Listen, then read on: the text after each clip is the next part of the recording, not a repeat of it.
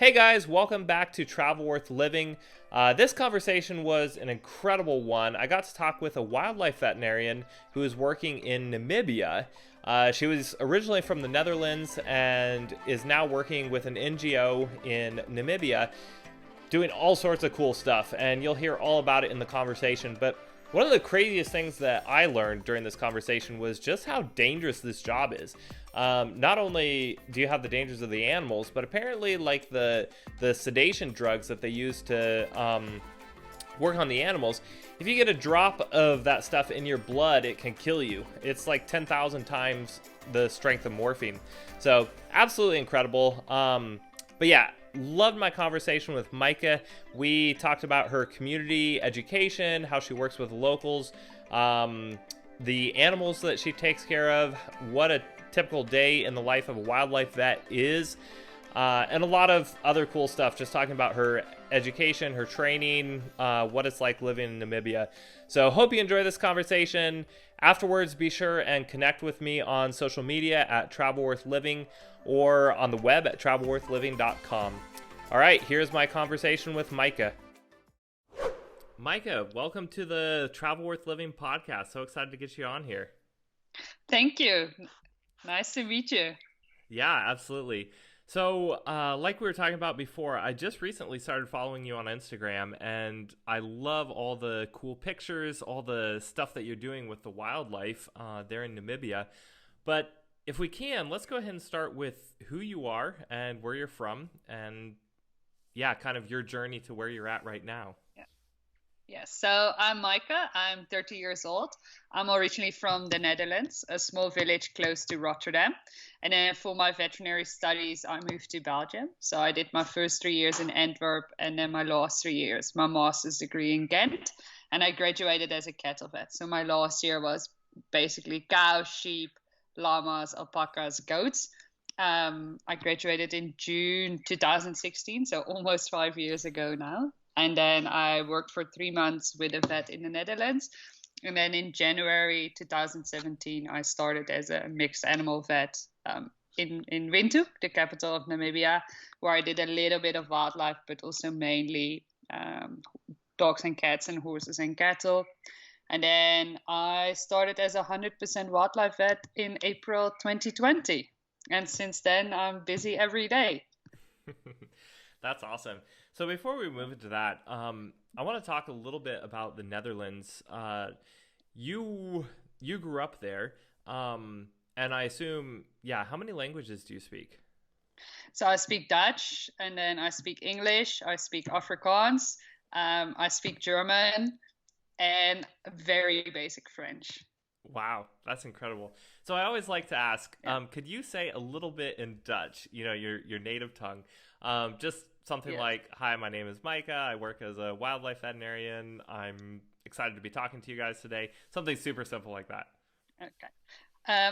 Hoi, mijn naam is Maaike. Ik kom uit Nederland en ik ben wildlife dierenarts van beroep. En ik vind het onwijs leuk om met jullie te praten vandaag.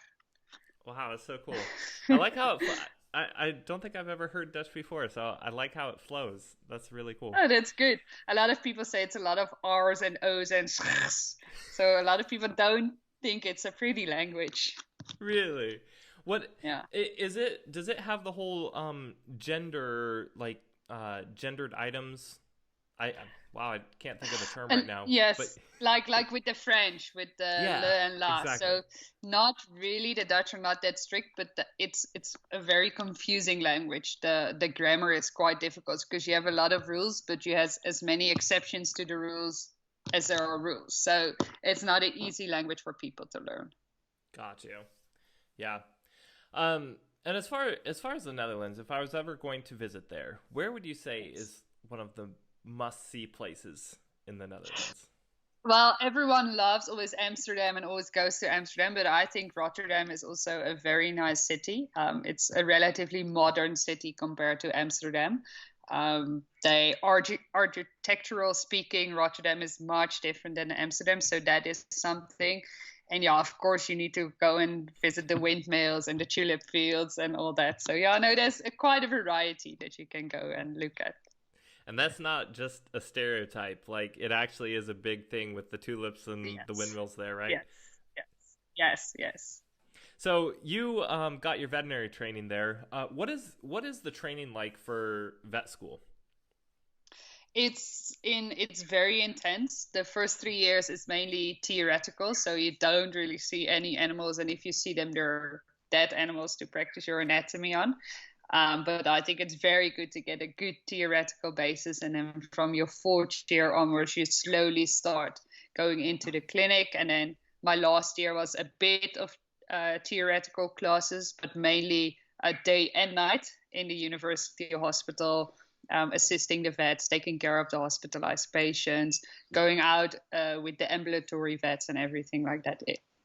In Ghent, it was a very hands-on study the last year, specifically because you have all the Belgian white blue cattle that need C-sections to give birth. So we did a lot of C-sections. You're allowed to do a lot. So I felt relatively confident coming out of vet school. And yes, they always say you only learn the job while you're working, and especially with veterinary medicine. But I felt I had a good background also with the theory and everything like that. Got Oh, you. sorry, that's my cat. We have a visitor on the podcast. Yes, yes. That's how many animals do you have? I have one cat, and then of course I work at the wildlife sanctuary, so I have quite a lot of wounded animals there as well that I need to take care of. Got you. That's awesome. Yeah. So when you were doing the training, were you able to like did you go out on the ambulatory case? It sounds like your university hospital there was pretty extensive because I know some towns you go to, it's like yeah, they have one veterinarian and they work out of their home Mm. or um Yeah. so I'm sure you see different levels of care, but where you were at, it was a pretty busy hospital.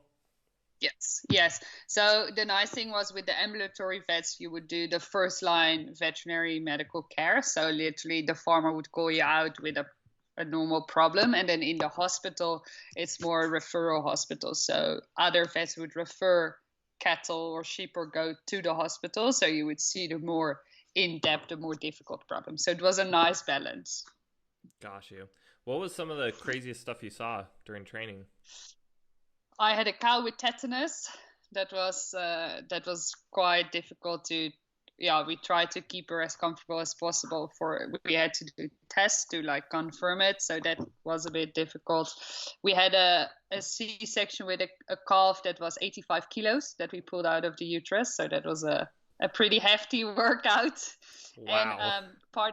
yeah, part of my last year, I also went to South Africa to do there at the university, and then I worked on a rhino that was poached and had poaching wounds that I had to take care of. So, yeah, that was pretty intense, but pretty cool also. Yeah, man. Speaking of the cow with tetanus, for those who don't know, a lot of people it's like, oh, they get the tetanus shot, but a lot of people don't know actually what that is. So in humans or animals. Yes. So with tetanus, basically, we also call it lockjaw. So basically, their muscles get very stiff, and for some of the animals, you have this typical symptoms like that they get the dogs they get this grimp because their muscles get stiff.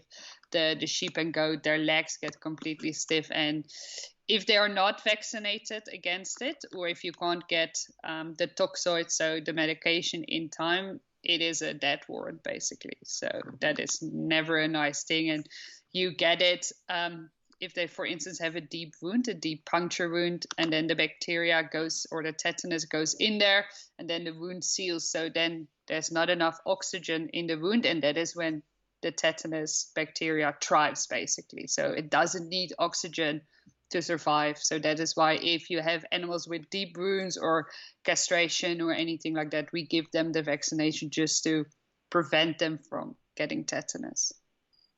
Interesting. Yeah, so basically it does better without the oxygen is kind of what you're saying? Yes. Yeah, Yes. Yes. Yes. interesting. Yeah, Yeah. so wow, and then you also assisted with the C-section. That's crazy. So in what cases would a C-section be indicated? So if the calf, for instance, is too big to go to the birth canal, or if you, for instance, have a very young cow that or sheep or goat that was covered by accident, that wasn't meant to be mated, but the male got out and got to her before you could stop him or before you noticed. So if there's a discrepancy in size for either the mother or the fetus, or if there's problems, sometimes when the animal is dead inside, the baby is dead, and you can't get it out through the normal way, then we also do a C-section. Got you. That makes sense. Yeah. Wow. Yeah, I absolutely love, one of the things I loved about getting my medical training, and is something you experience as well, is while you're learning, you learn the theoretical, but then you also learn the practical. And you get out there, and I mean, nothing can replace that practical education. No, definitely. Yeah. And so when you went to South Africa, is that when you learned Afrikaans? Yes. No way. I have a so I have a bit of a head start because it's relatively similar to Dutch. I mean, I wouldn't say it's 1-to-1, and the grammar is very different. The placement of the words in the sentences is very different, but I do have a head start over anyone else. And also when I started working here in Namibia, I did a lot of farm work, and the farmers were like, from the beginning, Maaike, we do not speak English. We only speak Afrikaans. And I was like, yeah, but my Afrikaans, they were like, no. It doesn't matter if you make mistakes, we'll help you, but we do not speak English. And then you get forced into it, and then that's the best way to learn. And yes, I still make mistakes, and they still sometimes laugh at me, but then I'm telling them, okay, but how many languages do you speak? It's not my mother tongue. And then they go like, oh yeah, okay. So that's great. Yeah. No, sometimes actually the best way to learn the language is just dive in full time. The hard part is like finding that balance. It's like, getting to the point where you can actually connect with somebody in that language, but also not being too comfortable, being pushed out of that comfort zone. So it's tough, but that's cool. That's why I like to speak to children, because they won't laugh if you make mistakes, and they often will help you to correct you. So that's why I like to practice on the children, and then later I will talk with the adults. Yeah, that's true. And oftentimes their grammar is at the basic level as well. So that helps. Exactly. Yes. They're not saying all this weird, correct grammar. It's like, I can't remember all that. I just learned that word. Exactly. Yeah. So then in 2017, you transitioned to where you're working now. What drew you to Namibia? How did that happen? Well, I always wanted to be a wildlife vet in Africa since I was like 6 years old. So it was not more a question if, but more or less when. And I was on holiday in 2008 in Namibia. So I knew of the country, I traveled around it. And after my time in South Africa as vet student, I was like, no, this is really, really what I want. So I started looking for jobs just before I graduated and after I graduated. And there was a job application online. I applied. They hired me. And within a month, I moved from the Netherlands to Namibia. Wow. That's crazy. I was just remembering, before we kind of get to the Namibia side, you also did some training in Belgium, right? Yes. Okay. What were you doing there? Like, why did you have to leave the Netherlands? Because I wasn't accepted in vet school in the Netherlands. Because there's so many people who want to do vet school in the Netherlands, they kind of have a lottery based on your high school grades. So how higher your average is, how more chances you have to get in. And I didn't get in. And in Belgium, they just make the first 3 years relatively difficult. So anyone can start, or with the right high school education, anyone can start. And then it's just a dropout race. So we started with about 200 students in the first year, and I started my master's in my 4th year with 89 students. Wow. Yeah. That's intense. Yeah, for some reason I had in my mind that you had been studying in the Netherlands, so then I was like, no. Wait, what? Yeah. No, that's awesome though, because I feel like that's better, because it's like, if you're going to be there, then you have to want to be there, and you have to prove yourself and stick through the program. Exactly. So then you got to Namibia, and that's just awesome that, like, you always wanted to be a wildlife vet, and then here you are. Like, That is so cool. Yeah. How does it feel like to actually have this dream that you've accomplished? It's amazing, and I do not regret any choice that I made um, to get here. I mean, it's not been an easy journey. I left my family, I left my friends during vet school already. I was very focused, but I would all do it again. Yeah. And I'm very happy where I am, and I'm happy I can make a difference. And yeah, no, I'm good. That's awesome. So yeah, tell me about what you do there in Namibia. Tell me about the Yeah. your work as a wildlife vet. Yeah, so I'm the vet and head of research for an NGO here. We have a wildlife sanctuary. We have several different wildlife reserves. So I'm in charge of the sanctuary, of the animals that are releasable and the animals that are not releasable for one or other reason. Then I'm responsible for the animals on the reserve. So we have elephants, we have rhinos, lions, and wild dogs. And then we also have the so-called rapid response unit. So if there's a farmer who has a problem, human wildlife conflict related, so that can be a leopard, a cheetah, a hyena that is preying on his livestock or something similar, they can phone us, and then within 24 hours we try to assist them. So if they, for instance, have an animal trapped in a cage, like a leopard that was killing their sheep and goat, we try and go out, and if they let us, we put a GPS collar on so that we get a constant location updates from this animal, and then we try and see, is it really this animal that he's blaming for the losses? Is it really this animal, or is it something else?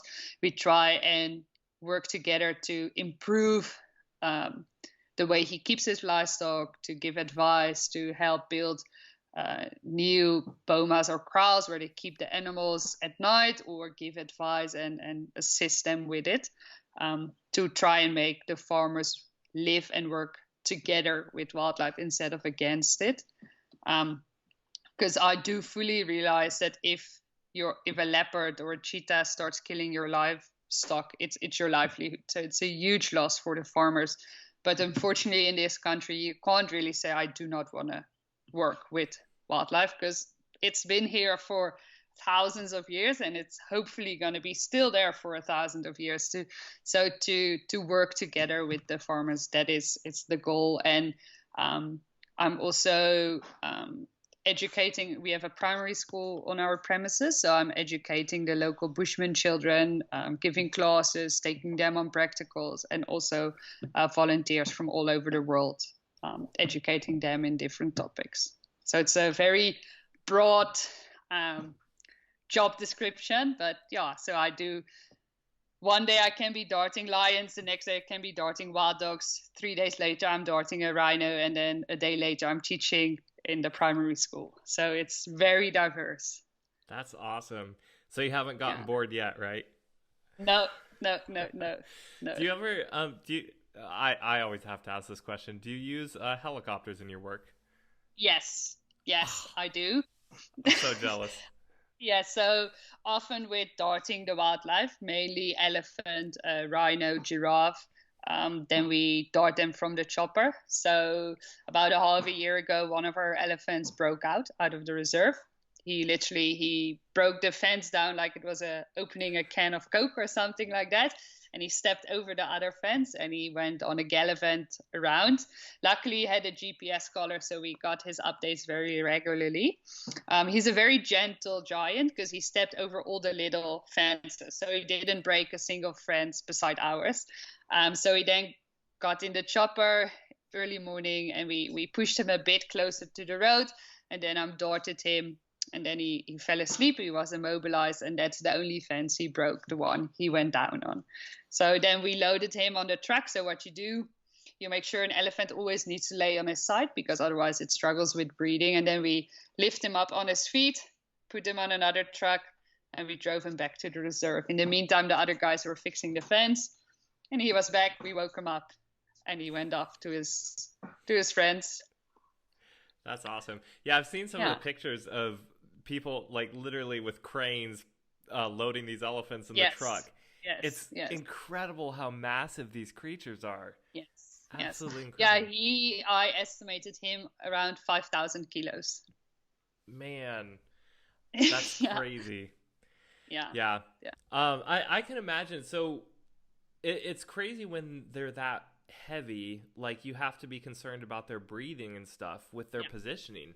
So yes. yeah, for you as a wildlife vet, what are some things that you have to be concerned about? Well, we'll start with darting. You mentioned breathing. Yeah, Is there any yeah. like asphyxiation concerns or Yes, so you must always, for if we stay at the elephant, their trunk is very soft and they're obligate nasal breathers, so they only breathe through their trunk. So you must always make sure their trunk is nice and stretched out, and the trunk also still goes up to their skull. So there it's also still soft. So you must make sure that that also doesn't get excluded or kinked. Then you must make sure that they don't fall onto tree stumps or anything that can give problems. And the drugs we're using are actually very dangerous for humans. So the drugs we use for elephants and rhinos, it's a morphine derivative, but it's 1,500 to 10,000 times stronger than morphine. So if I would just prick myself with the needle, I would be dead in 2 minutes. what? So yes, yes. So it is. You need to be fully awake while you're working with that and be very careful. And even if you have like a scratch wound on yourself, which is bleeding a bit, and if you would touch the dart wound where it often bleeds with the animal's blood, you can also die of that. So it's you need to be on high alert. Yeah. I didn't even realize that. What in the world? Yeah. Yeah. That's Yeah. crazy. Yeah. Yeah, so you have elephants that you have to dart. What other Hmm. animals do you have to dart? Like, is it basically The, just if they get out of the reserve or if they're in the yeah. farmers area? Yes, or if we need to put on a collar. But the beginning of January, we had one of our lions that needed a new collar. So then I need to dart that lioness to put on a new GPS collar. But then you need to be aware you are working with a pride animal. So there's more lions around. So you need to be very vigilant. So then what we do is once she's down, you need to be for sure she's 100% down. So we often poke with a stick first from a distance and then pull the tail and then okay, now she's really asleep. Then we load her on the bucky quickly and then we work more in an open area a bit away that we have a good overview, like if the others aren't approaching. So those things. And for instance, with white rhinos, the rhinos, they are very sensitive to the drugs. They often have breathing problems with their lungs, so we give them some kind of antidote that they're a bit more awake and that their breathing is a bit better. Otherwise we often get problems with that. Got you. That makes Yeah. sense. Yes. So how do you make sure that the rest of the lions don't come snooping in on you? What kind of precautions do you take in that regard? We always have someone with a loaded gun. Unfortunately, that is one of the safety measures we need to take. Mm-hmm. And then what I always try is to, if possible, to remove that animal a bit from where we last saw the pride and have people on the lookout constantly looking around if they see or hear anyone approaching. And yeah, the less people you're with, the better, because then there's less risk and you can move quicker around. But sometimes you just have to take volunteers or other people with, because it's quite an experience for everyone. And yeah, your safety briefing needs to be on point. Yeah, absolutely. That's crazy because Yeah. you're working in an environment where apparently even the drugs you're using could kill you. That's crazy. Yes. Yes. Yeah, so you do that, and then you also do like rehabilitation, right? Like, Yeah. do you Yeah. have the clinic or some place that you bring the animals to? Yes. What do you mainly do there? So we often get wounded animals in, or animals that were kept as a pet, and then suddenly people realize, oh, wildlife does not make pets. Yes, they're very cute when they're just born, but when they get a bit older, they start to have very sharp teeth in general, and they start biting. So then we take them in, and then of course they get a health check first to assess is there any problems. They go in quarantine because you never know what they got where they were. And then if they're not too humanized, or if we think we can rewild them, we put them in a special program We always assess their feeding according to try and stick as close as possible to their natural diet. And then we do a soft release. So it's not that we just grab them for the environment or their cage or their enclosure and just put them on a reserve. They go into a bigger enclosure on the reserve where they're monitored. And when we think they are capable of fending for themselves, they will be released on the reserve. Got you. Yeah, that's interesting. Do you also treat a lot of like animal to animal wounds, either wildlife or yeah, okay. Yeah, so bite wounds are one of the biggest things. And then you always need to think about on the reserve, for instance, I do not necessarily interfere right away, especially if it's animal to animal, because that's a natural occurrence and the reserve is wild. So yes, if it's human inflicted, like a snare or a bullet wound or anything like that, yes, then you need to interfere, especially with a snare, for instance, because that needs to be removed. But fighting is a natural thing and it's for their hierarchy, so that I wouldn't directly. But at the sanctuary, it's more like we have meerkats that are unfortunately not able to be released. But we then, if they fight, I sometimes need to amputate a piece of the tail or I need to stitch up something. So they do receive regular veterinary care. Man, yeah, I was gonna ask, like, what is your balance on a broad scale between letting nature do its work and your interference as a wildlife vet? I think you've answered it pretty well by, basically if humans inflicted it, humans should help take care of them. Yes. But if it's nature, then they just kind of have to have their way. Yeah. Yeah, and then you also start to think of what kind of species is it? Like if it's a very high value species like a wild dog or a rhino, it's something different than it's a jackal or an impala or anything like that. So those are also things you put in the balance. But then if it's like been fighting and it is the lower hierarchy one, for instance, in a wild dog, then you need to think of genetics and is it going to contribute? And yes, it's all very abstract and it might sound a bit harsh, but that's just also how you need to think of it. If you are going to keep this animal that is not 100%, is it worth keeping those genes alive with the risk of reproducing and then getting worse genes into the circle of life, basically? So those are all things you need to consider. It's not just a split-second decision. It's a very well thought through, and you need to try and keep your emotion out of it. You need to try and keep rational, which can be very difficult, but that's how you need to go around with it.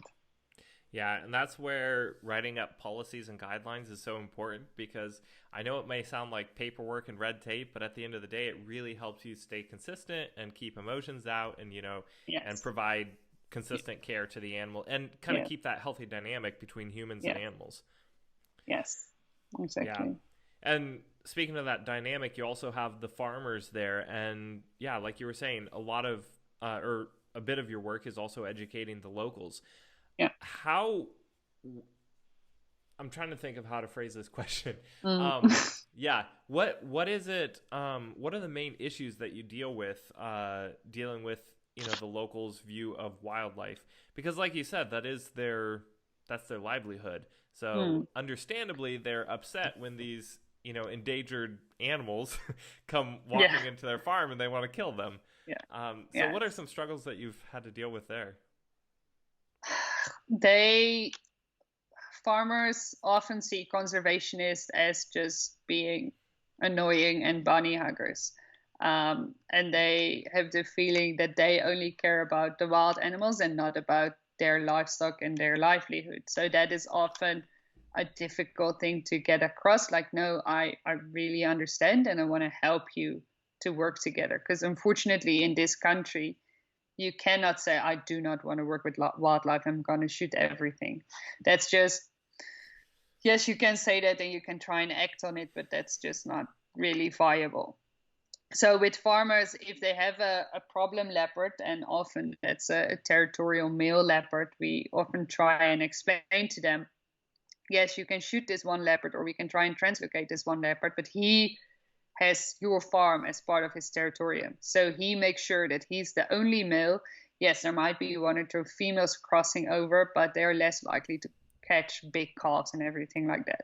But if you shoot him or you remove him, you open up a fresh territorium, and there's always nomadic males often patrolling those edges to see if they cannot snoop a territorium. So if you remove the territorial male, you open it up, and those nomadic males can come and start fighting for this territorium. So they had a study in South Africa where they either relocated or shot territorial males, farmers, and they saw that up to 3 to 7 months they had 3 or 7 leopards fighting for that territorium.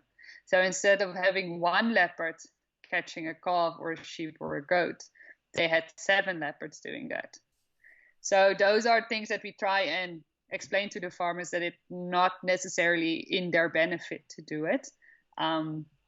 So if we tell them, okay, if you capture the leopard, we'll put a GPS collar on, we'll keep you updated on the location, and then we can decide. And if we see that it is a problem animal, yes, then it might need to be euthanized. But if we can prove that it's not been the problem animal, that sometimes the sheep or the cattle die in the drought, especially recently we had a horrible drought, or that there's other problems, then at least we saved this animal's life. And that then becomes an advocate for all the other leopards or cheetahs around.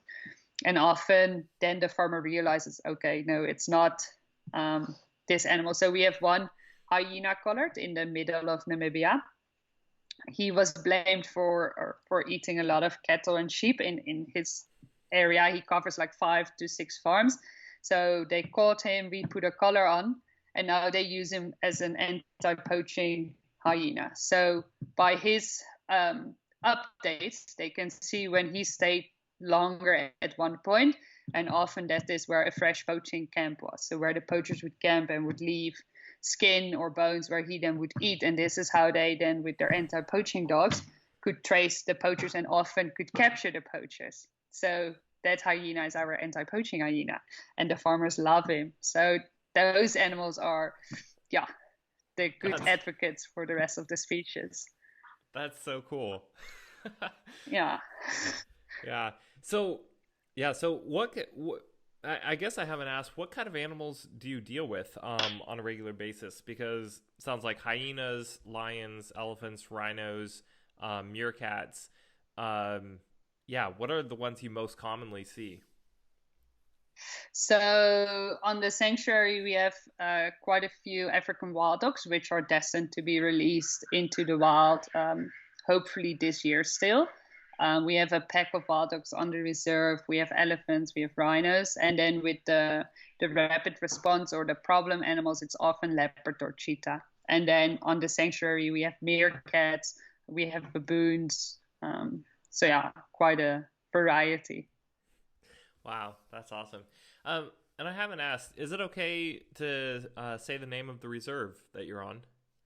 Yes. And So the Zania Reserve, close to Windhoek. okay, and Yeah. also the NGO that you're working for. It's the NaanKuSe Foundation. Okay, do they just work there, or is it a bigger organization? No, it's a Namibian-based organization, but we work throughout the whole country, basically. Okay, cool. Yeah, I'll put Yeah. all that in the show notes so that people can look into it and learn more Cool. about Yeah. the organization and the Yes. reserve where you're working. Yes. So, yeah, I had a question. Just yeah, and then you also do education for the kids. What kind of education do you provide for them? Yes.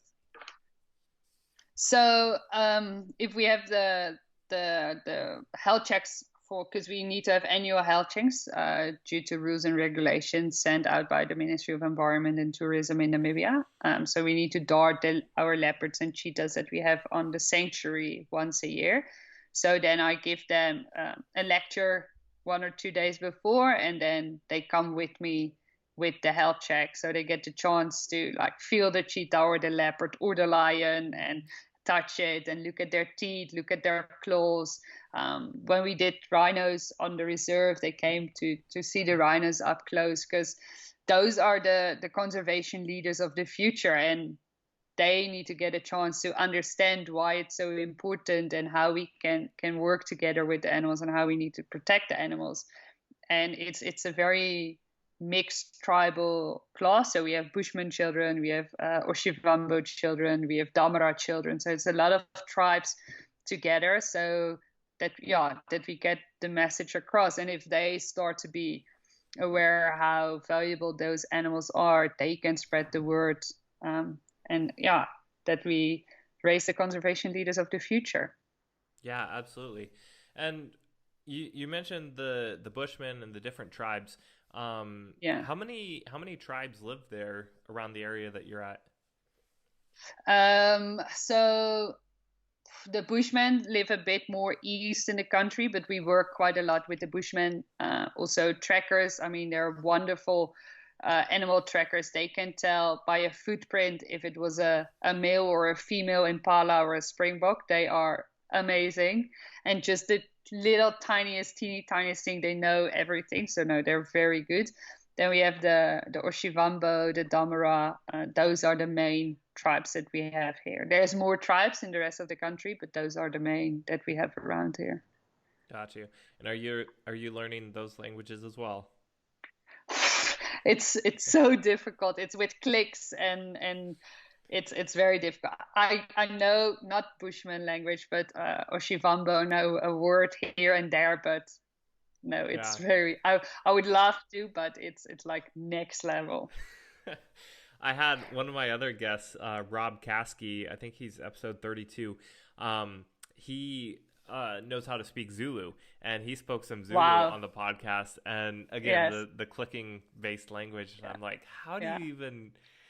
How? Like, how does the human voice do that? Yeah, no, it's impressive. And then if you make the wrong click, then it means something completely different. And oh no, it's yeah, you've just insulted somebody. It's like, exactly. I just clicked in the wrong place. Yes. That's so cool. Yeah. So what is kind of like a typical day look like for you? I know you mentioned that you do different things all the time, but do you kind of have a routine that you have there, or? So it depends. If we need to dart animals, for instance, on the reserve or for their health check, we often start very early because we don't want it to be too warm, especially in summer. So they start trekking from 4:30, 5 o'clock. And then if they find the animal, I start darting mostly 6:30. Then you have the animal immobilized for about, depending on what you need to do, but average max an hour. And then you wake it up, and then you need to drive and everything like that. And then after that, I do my paperwork, clean, and get my drugs and my dart gun clean again.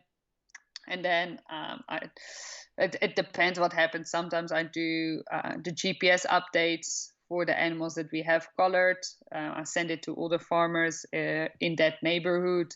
Or I have a meeting about there's an animal sick that I need to look at, or I need to look a bit at the diet of an animal, or it's a big variety. Or I need to give a presentation to the volunteers around. So it really goes from A to Z and back in one day often. Yeah, all over the place. Wow. So do you also do surgeries there? Yes. So the basic surgery, like I'm not going to do orthopedic surgery or something like that, because that's very specialist. That was my next question, because I was like, in human medicine, we have specialists and surgeons and stuff like that. Yes. So what is it like in veterinarians? No, so because we had a wild with a fractured leg, so I called in another veterinarian who I know is a specialist orthopedic surgeon. So then I asked him to come. I do the darting and the anesthetics, and he can do the surgery. But like wounds and sterilizations and castrations if need be. I do teeth problems, all that I can do myself. Wow. What's some of the craziest stuff that you've seen while they're in Namibia? I had a wild dog rabies positive. Um, so that was quite intense. He was one of the dogs on the reserve and he was having neurological symptoms. So then rabies is always one of your top differential diagnoses. So he was darted and isolated, and tried and treat him because you can only diagnose rabies on a post-mortem on the brain. So then when there was no improvement of the neurological symptoms, they actually got worse. He was euthanized, and then we sent his brain away, and he was rabies positive. So that was a bit of a shock. Normally, you see that with wild dogs, it spreads quite quickly, which luckily didn't happen with our pack. But yeah, you're on high alert for the rest of all the animals on the reserve because it's very infectious through biting mostly. Luckily, we think we had a few jackals dying of rabies, but luckily none of the other species. That it was been great. And then of course the elephant escape was a crazy. Also, I had to dart a rhino to ear notch and take DNA samples, and then the wild dogs, they were nearby, so they smelled the blood and they came. So our anti-poaching unit had to like chase them away with sticks and everything. And then when we woke the rhino up, was just trying to stand up. The wild dogs like were jumping on it and all that and licking the blood. So that was quite crazy as well. I had a giraffe with a snare that I had to dart and remove. So yeah, it's quite some crazy stories. Wow. And the snare was just made like locals for hunting or trapping purposes? Yes, it was a it was a metal snare around his neck. Luckily, it wasn't too tight and it was luckily seen quite soon. It was on another reserve than our reserve, so I darted it. And then with the giraffe, you basically tackle it down with a rope. So you put a rope around his chest on the front, and then you run behind it, and you basically tackle it down. And then what you do, you go and sit on the neck, you blindfold it and put earplugs in, and then you wake a giraffe up completely. So as long as you sit on the neck and it has the blindfold and the earplugs in, it won't get up because it needs to swing its head up to get up. But you need to wake it up because otherwise you get problems with breathing and blood pressure. So yeah, then I removed the snare, and luckily the skin wasn't broken. So we gave it some multivitamins, and it got up and went on its merry journey. Wow. Yeah, so I hadn't even thought about some of the unique problems that can occur with a giraffe. So do they have breathing issues mainly because their neck is so long, I assume? Yes, so yeah, they have a huge dead space because their trachea is so long, and relatively speaking, their lungs are very small. So that, and because the blood pressure drop when their head is at the same level as the heart, because yes, they have valves in their arteries as well as in their veins, but then you get the blood pressure drop around their brain, and that is quite intense. And if you do not rope them down, they often fall and then they can break their neck or their legs because they're so long and dangly. So do you dart them before you take them down, or you take them down while they're fully awake? Yes. No, so you dart them with quite a Okay. high dose of medication. So you kind of overdose them because you want to have them down as quick as possible, and then you completely reverse them. So they're basically wide Gotcha. awake while you're working with them. Yeah. Yeah, that makes sense. So you take them down with the medication. Otherwise, I was going to say Yeah. that Yeah. somebody's going to Yeah. get kicked Yeah. or something. It's very dangerous. Yes.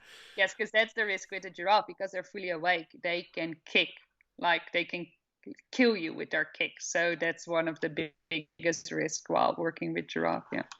Yeah, so my main takeaway from this conversation is something can always kill you as you're working as a wildlife vet. Yes. Yes. Yes, definitely. Definitely. That's crazy. And Yeah. you keep talking about the wild dogs. Is there a difference? Is there an actual species of wild dogs, or is it just a general term for like jackals and hyenas and No, All the no. So it's a whole species. It's the liaison pictus. It's the most endangered carnivore in southern Africa. I think there's worldwide only 3,000 left or something like that, of which between 300 and 500 in Namibia. They are very successful hunters. They hunt in packs and they have a success rate of, I think, 50 to 60% while hunting. But they often use fences and all that while hunting. So they are very smart in that way. And farmers don't really like them and they kill them. So that's one of the biggest problems. Interesting. Wow. Yeah. Yeah. So, for somebody who is interested in going into wildlife vet medicine, what are some things you would tell them? What are some tips for getting into it? I would advise to join the European Association for Zoo and Wildlife Vets as a student because they have quite a big student chapter that organizes summer schools and congresses, and it's where you get to learn a lot and get to know a lot of people. Also, try and volunteer or work with a wildlife vet or a vet in general, because I wouldn't advise to start as a wildlife vet straight out of vet school. You need a few years as a basic animal vet, that you can do surgery, that you understand disease processes, and all that before you or solely focus on wildlife vet. And then for Namibia, for instance, you need to do a special course to be allowed to be registered as a wildlife vet. So those are also things, but it's possible. And don't let anyone tell you, oh, there's too many. Oh, yes, the economic situation isn't that great and it makes it more difficult. Definitely. But if you want, then there is definitely a way. And yes, it looks all very glamorous and very full of adrenaline, but there's also a lot of waiting. Like waiting for the lion to come to the bait, or waiting. So if I work with volunteers or people and they come with me while I'm doing wildlife work, I always tell them it's a lot of hurry up and wait. So you need to hurry up and then you wait. And then, oh no, the animal is down, hurry. And then you need to wait again. So Yeah. And you talk about working with volunteers a lot. What are the volunteer opportunities if somebody was interested in working there? So we also organize a wildlife veterinary course. So 3 times a year, it's a course that is for people who are interested or studying vet or vet nurse or anything related that want to gain more experience. So it's partially theoretical, partially practical. And then the sanctuary you can also volunteer at. And then if there's anything to be done or happening, you will join. Awesome. And yes. Yeah, so I can put all the links to all that fun stuff in the show notes for people as well. Yes. So yes. Awesome. Well, is there anything else that we didn't cover before we wrap up here? No, I don't think so. I think we touched a lot onto a lot. That was a whirlwind tour of wildlife veterinarian work in Namibia. Yes. So that's awesome. Yes. I always end my podcast with a section that I call the rapid fire facts. I'm just trying to find it on my phone. I lost it. Where did it go? Do you prefer beaches or cities? Beaches. What is your favorite city that you visited? Cape Town, Barcelona, London, and San Francisco. Ooh, nice ones. What is the worst food that you've ever tried? Organs. Were they cooked? Were they raw? Yeah, they were cooked. I was at a local restaurant here that is more like tribe-like food, but that wasn't.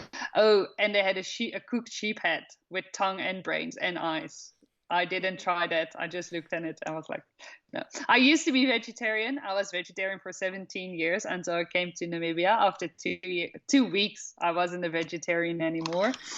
But meat is not my biggest joy in life. Yeah.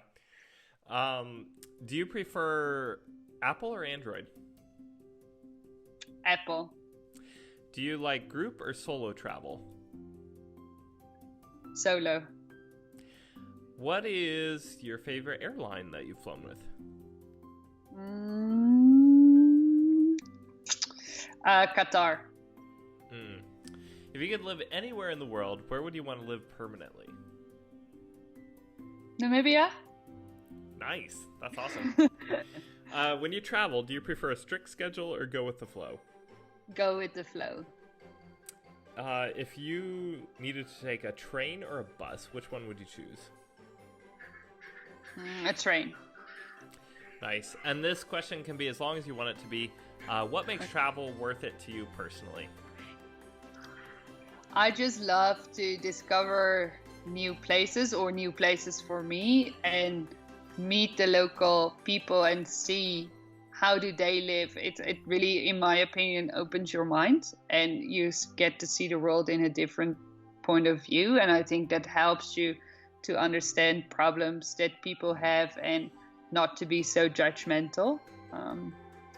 And it's a great form to leave work at work and switch off your phone and enjoy some quiet time, either in the bush or on the mountain or at the beach, just to be away out of your daily job and daily struggles or daily stress, and just get refreshed, get a fresh mind. Absolutely. Well, I love that. Well, thanks so much, Maaike, for coming on and sharing a bit of your life with us. Thank you for inviting me. I had a great deal of fun. Thanks so much for joining us during this conversation. I hope you guys really enjoyed it. Be sure and connect on social media at Travel Worth Living or on the web at travelworthliving.com. And I will see you again next week.